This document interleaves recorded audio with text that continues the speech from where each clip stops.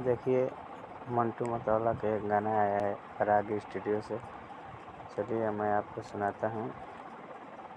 ये 2021 का new song है, आपने सुना नहीं होगा। मेरे पास लिंक जारी किया गया है, आपको उससे गाना सुनाता हूँ, आप पूरा आनंद लीजिए, ठीक है।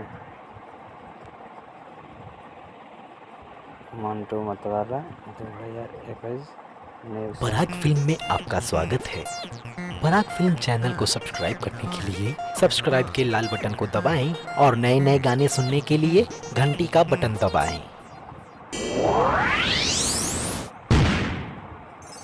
कि सब जान के काहे गढ़ा में फाने लो,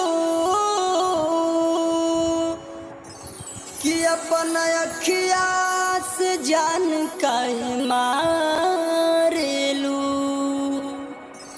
कि हमारा मनवा के ललसा पुरावाना अतनी ओठवा से ओठवा सटावाना।